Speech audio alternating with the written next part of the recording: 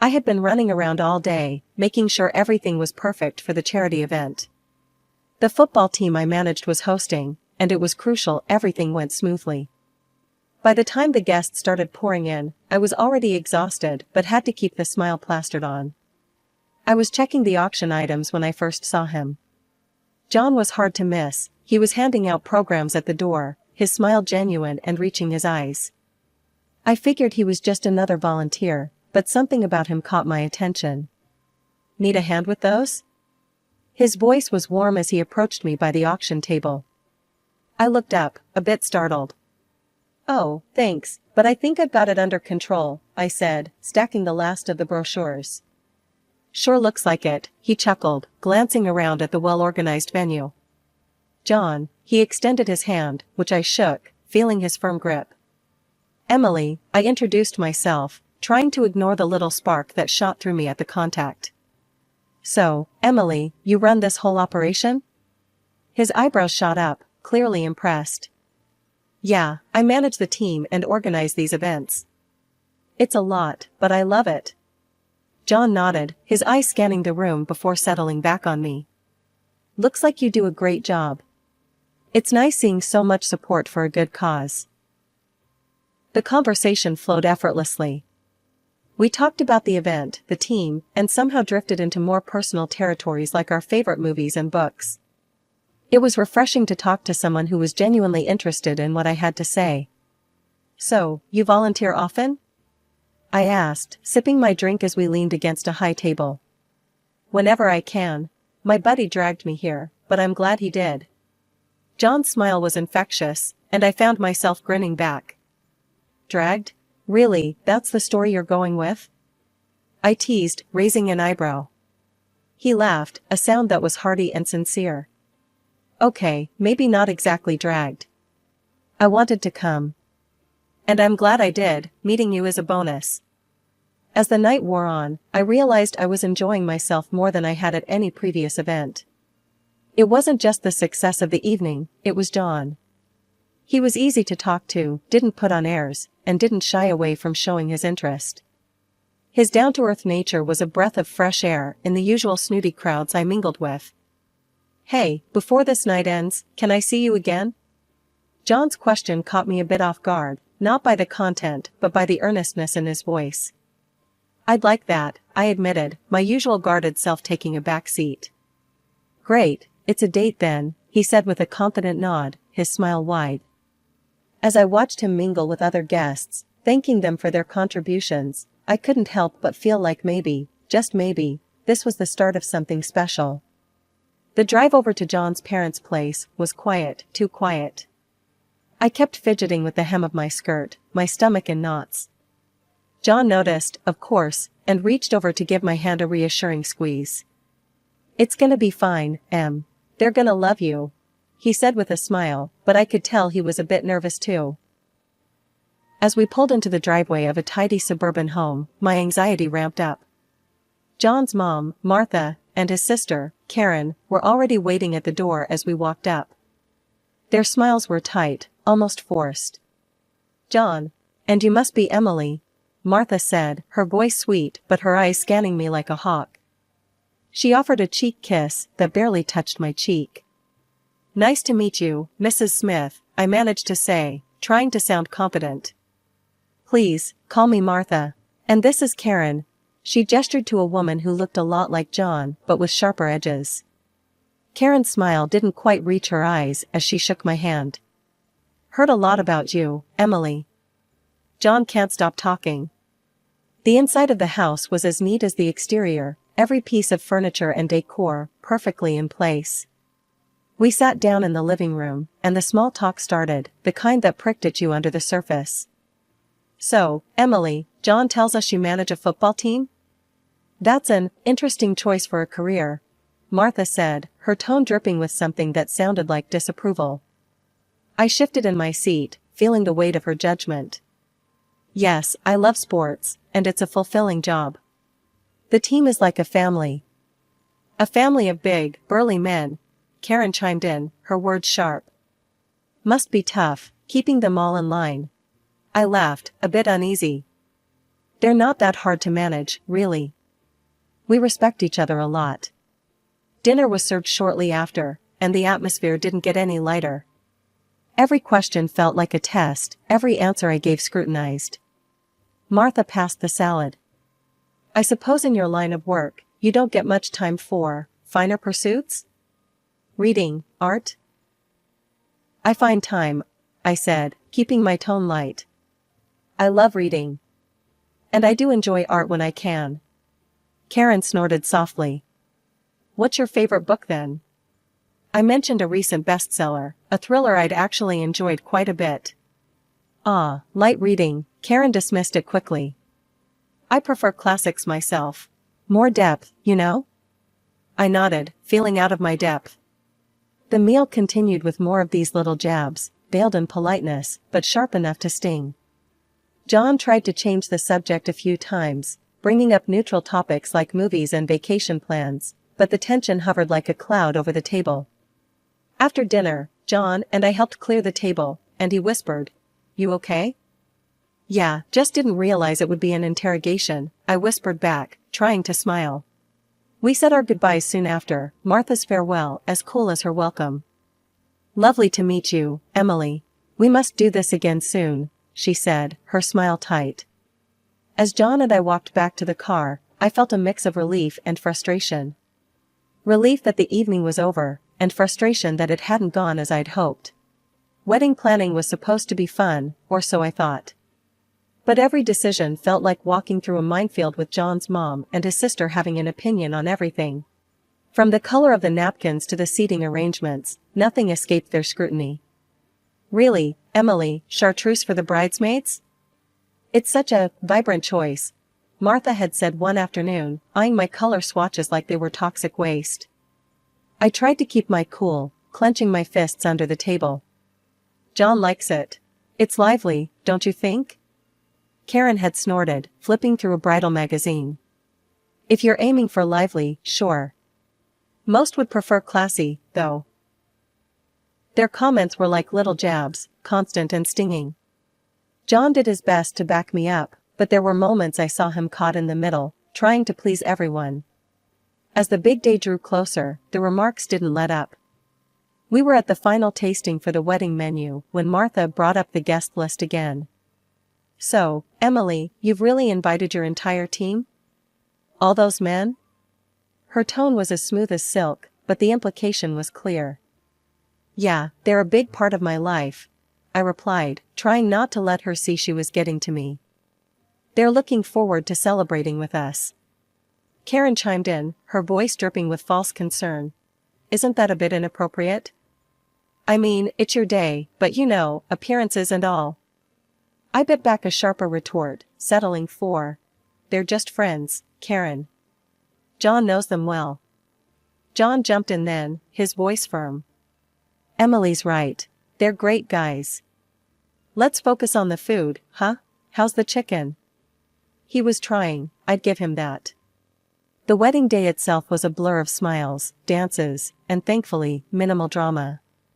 Martha managed to keep her comments to a minimum, and Karen was too busy judging the flower arrangements to stir up much trouble. At the reception, though, after a few glasses of champagne, Karen found me alone by the bar.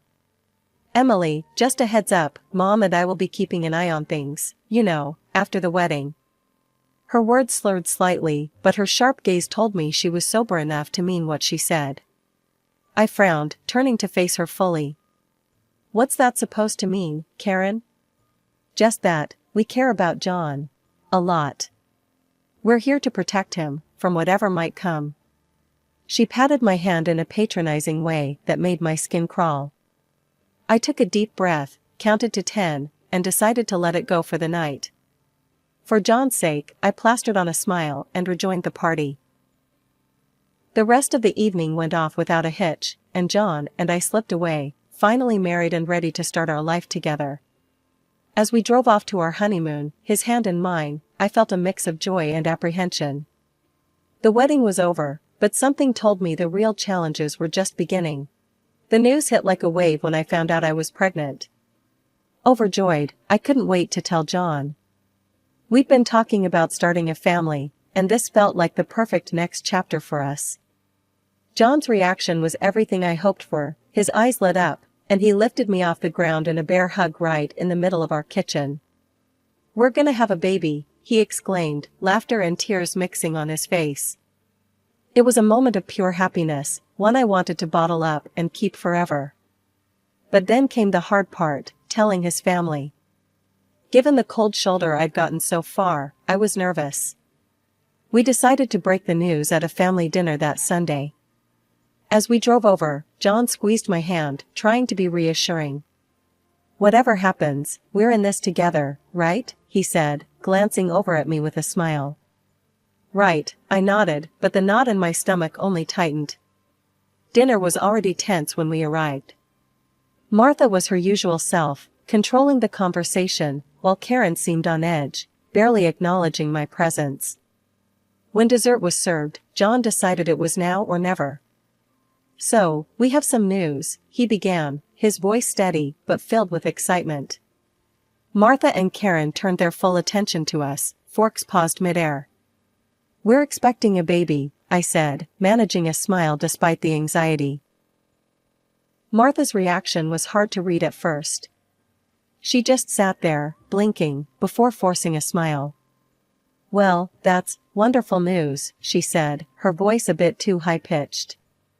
Karen, on the other hand, didn't bother hiding her feelings. "A baby, huh? You sure it's John's?" Her words cut through the air, sharp and cold. John's face turned red, and he slammed his hand on the table. "Karen, what the hell?" I felt a chill run down my spine, but I forced myself to speak. "Yes, I'm sure." "Why would you even say that?" Karen shrugged, looking from me to John with a smirk. "Well, you work with a lot of men, Emily. It's a fair question." "That's out of line, Karen. Totally out of line," John shot back, his tone harsh. Martha intervened then, her voice soothing, but with an undercurrent of steel. Now, let's not jump to conclusions. We're just surprised, that's all. Right, Karen?" Karen muttered something under her breath and pushed her chair back. "I need some air," she announced, before stalking off. The rest of the evening went downhill. We left soon after Karen's exit, the car ride home filled with silence and unsaid words. I could tell John was furious and embarrassed, and I didn't know how to comfort him without stirring up more anger.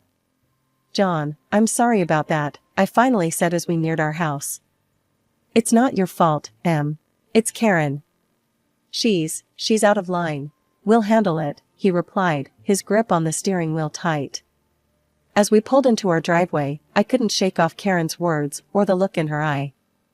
It was clear she was brewing up a storm, and I had a sinking feeling that this was just the beginning.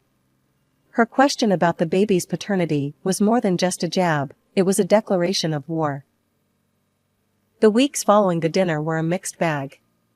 Work kept me busy, and my pregnancy was progressing well, but the tension with John's family, especially Karen, was always lurking in the background.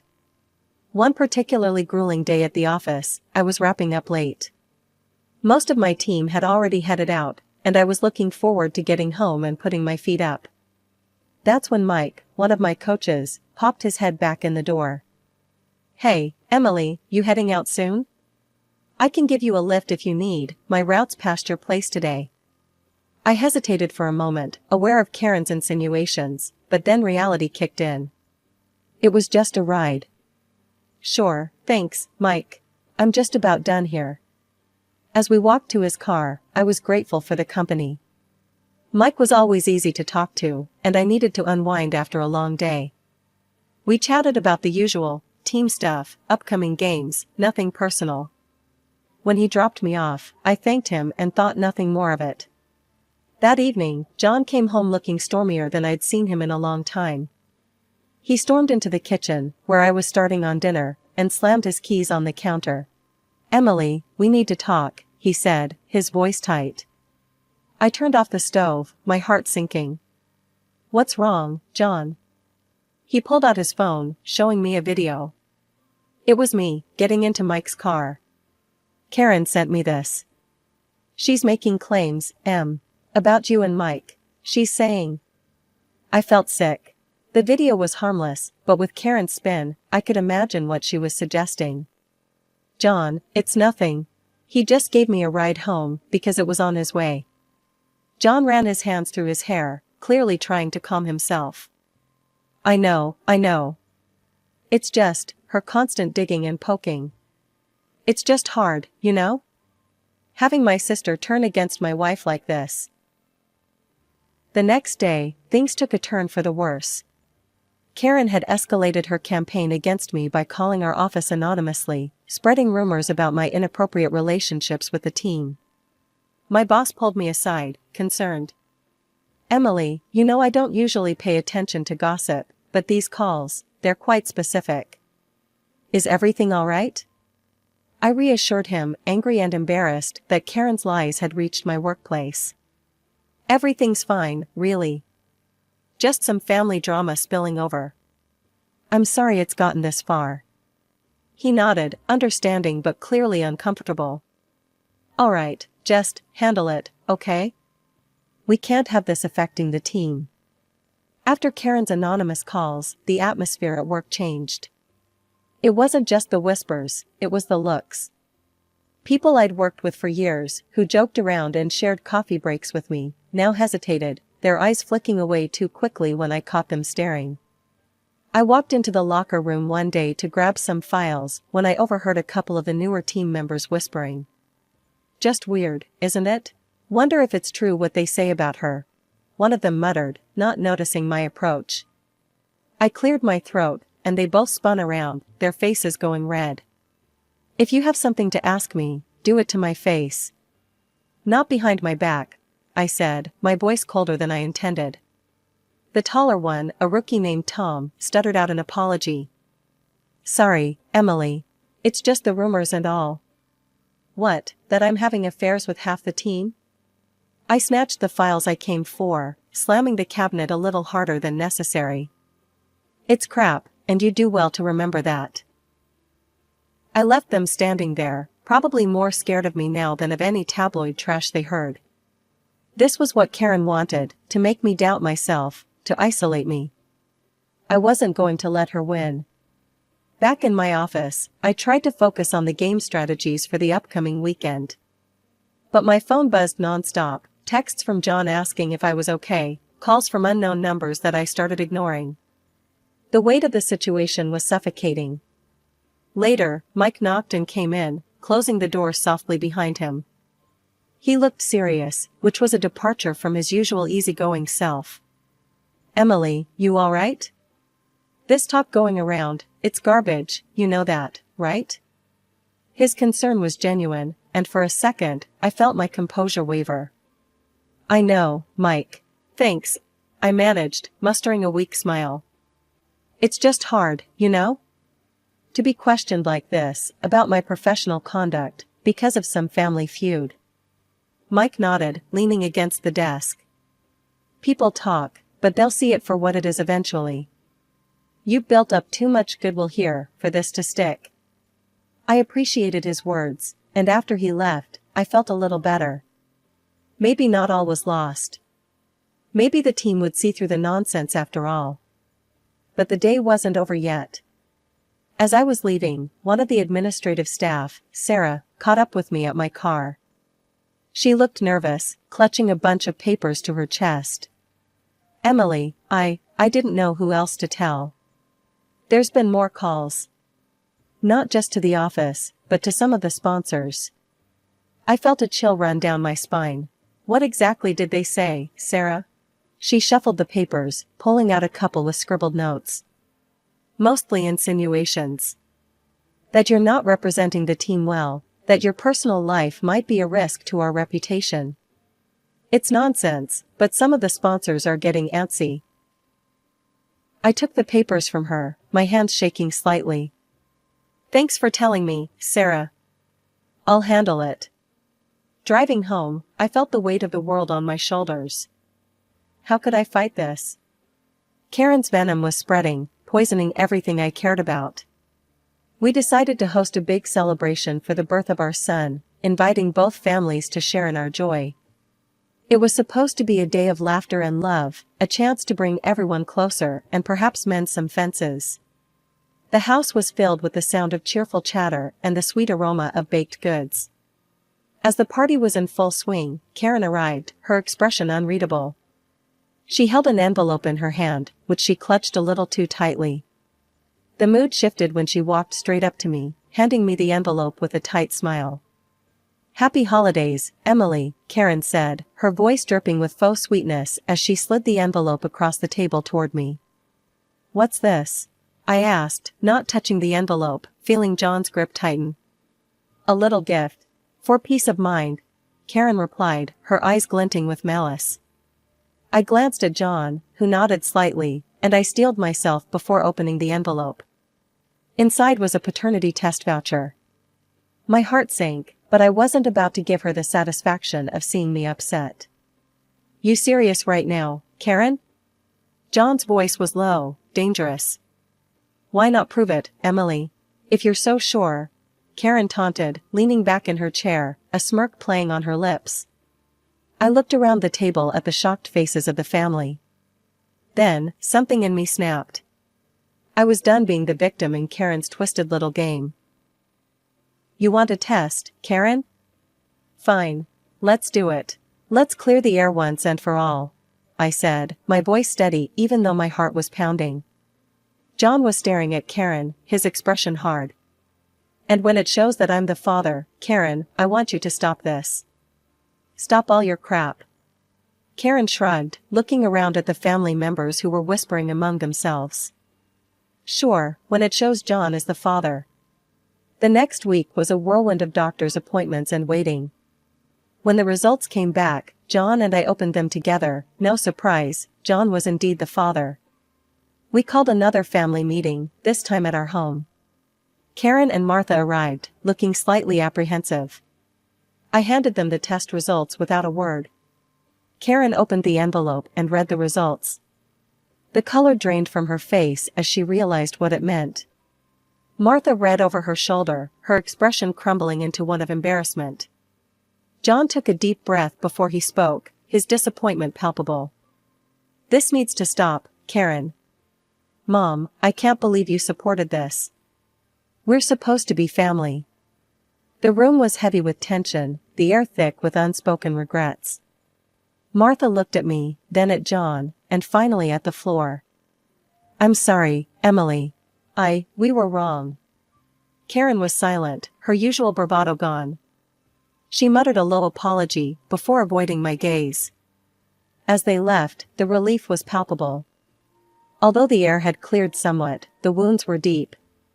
It would take time to heal, if at all. But as John and I looked at our son, sleeping peacefully in his crib, we knew we'd weather any storm for him. After the paternity test fiasco settled, I couldn't shake off a lingering sense of injustice. Despite proving Karen wrong, the sting of her accusation still burned bright. The whole ordeal had sparked a flame of revenge in me that I hadn't known I possessed. Karen's birthday was just around the corner, and an idea began to form in my mind, a plan to give her a taste of her own medicine. The day of Karen's birthday arrived, and the family gathered at John's parents' house for the celebration. Everyone was in high spirits, chattering and laughing, oblivious to the storm that was about to break. I had managed to keep my plan a secret, even from John, who I knew would disapprove of any kind of retaliation. As Karen opened her gifts, laughing and thanking everyone, I felt my heart pound in my chest. It was now or never. I approached her with a serene smile, the same DNA test certificate in hand that she had so callously gifted me months ago. "Happy birthday, Karen," I said, my voice calm as I handed her the envelope. "I thought you might appreciate this little gift, just as I did." Karen's face dropped as she took the envelope, confusion turning to apprehension. "What's this?" she asked, her voice a tremble. "A paternity test," I replied coolly. "After all, if you have nothing to hide, there's no harm, right?" The room fell silent. Everyone's eyes were on Karen, then on me. Martha looked from me to her daughter, clearly shocked. Karen hesitated, her face pale, then laughed nervously. "You're joking, right, Emily?" No joke, Karen. Fair is fair, I said, meeting her gaze steadily. Under the weight of the family's expectant looks, Karen finally agreed. The test was done the following week, and we all awaited the results. When they came back, they revealed the shocking truth: Paul was not the father of Karen's children. The news broke during another family gathering, and chaos ensued. How could you, Karen? Martha's voice was filled with disbelief and anger. Paul, silent until then, stood up, his face hard with betrayal. Who is he, Karen? Who? Before Karen could respond, I played my final card. I pulled out my phone and showed them a video of Karen kissing an unknown man passionately at the stadium, a man who was later identified as Paul's best friend. It's not what it looks like, Karen yelled, desperation creeping into her voice as she turned to face the family, who watched in stunned silence. Emily set this up. She's trying to ruin me. I did nothing but uncover the truth, Karen. The same truth you were so keen to find in my life, I said, my voice steady, despite the pounding of my heart. I explained that I had hired a private investigator after her relentless accusations. What he found was years of deceit on Karen's part. The revelation shattered the family. Accusations flew, tears were shed, and in the end, Paul and Karen's marriage crumbled under the weight of her infidelities. Karen tried to blame me for everything, but the evidence was irrefutable. In the aftermath, John and I decided it was best to distance ourselves from the drama. We focused on our own family, our little boy who was growing up so fast. Occasionally, we would hear snippets of Karen's tumultuous life, but we chose to stay out of it. Instead, we treasured every moment with our son, building a world around him filled with love and devoid of chaos. Sitting on our porch one evening, John wrapped his arm around me, a soft sigh escaping him. You know, in the end, I think we did the right thing. For us, for him. I nodded, leaning into his embrace. We did, John. We really did. No matter what came our way, we faced it together. That's what family does. As the sun set, casting a warm glow over the horizon, I felt a profound sense of contentment. We had faced challenges, but we had faced them together, and that made all the difference. Our future, bright and promising, was all that mattered now.